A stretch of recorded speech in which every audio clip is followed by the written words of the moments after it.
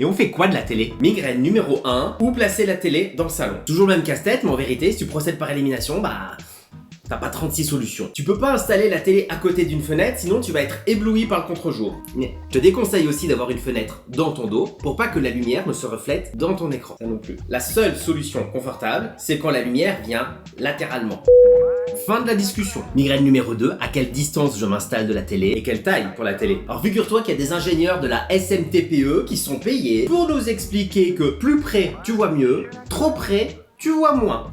Merci les ingénieurs. Et leurs recommandations sont les suivantes. Pour un usage courant, l'idéal serait selon eux une distance entre ta tronche et l'écran au moins égale à 1,6 fois la diagonale de ta télé. Les cinéphiles peuvent se rapprocher de l'écran et respecter une dimension de 1,2 fois la diagonale entre eux et l'écran pour une immersion plus intense. Alors le corollaire à tout ça, c'est que si ton canapé est placé à 3 mètres du mur de la télé, tu peux viser une télé d'au moins 70 à 75 pouces de diagonale, soit une télé de 1 mètre par 1 mètre 70. Ce n'est plus une télé, c'est un écran d'aéroport. Alors si ça tenait qu'à moi, je te dirais que ces recommandations sont faites pour les mordus du cinéma, pour ceux qui veulent en prendre plein les mirettes, et pour tous les autres qui n'ont pas envie d'ériger un écran grand comme un pare-brise de camion dans le séjour, je vais te montrer comment la cacher cette foutue télé. Alors j'ouvre une parenthèse fun fact. On a gardé à l'esprit qu'il fallait pas se tenir trop proche de l'écran. En fait, c'est une croyance qui est due à de fâcheux problèmes technologiques. Puisque vers 1925 puis 1960, les postes de télévision émettaient des rayons X. Donc littéralement la télé te cramait le ciboulot. Puis bon aussi, la résolution était pas dingue, donc il fallait s'éloigner pour avoir une image nette. Alors aujourd'hui, évidemment, il n'y a plus tous ces risques. Et surtout, aucune étude scientifique ne prouve que la proximité avec l'écran n'affecte ta vue. La fatigue visuelle dépend uniquement du temps que tu passes devant ton écran, quelle que soit la distance. Fin de la parenthèse. Migraine numéro 3, comment je cache cette télé? Tu connais sans doute déjà les ascenseurs à télé, moi je trouve ça inutilement compliqué. Il y a aussi les panneaux coulissants.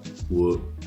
Ou même le Samsung Frame, c'est une télé qui se déguise en tableau quand elle est éteinte. Et moi je vais te parler de mes solutions top 3. Numéro 3, j'aime bien les solutions DIY où tu fabriques des caissons avec des portes comme des volets. Tu peux t'amuser à sortir ces portes à ta déco et obtenir un résultat hyper original. Numéro 2, peindre le mur qui réceptionne ta télé dans une teinte foncée. Là l'objectif c'est de faire disparaître l'écran sur le mur quand il est éteint. Ça marche à tous les coups, c'est facile. Et en bonus, tu as une meilleure immersion quand tu regardes la télé parce que les contours sont noirs, comme au cinéma. Et ma solution numéro 1, c'est de suspendre une tenture murale façon kakémono par devant la télévision. Tu peux l'enlever ou la remettre à loisir. C'est simplissime et c'est super beau. Bon allez, et n'oublie pas que la meilleure résolution, c'est de vivre sans écran. Archi facile.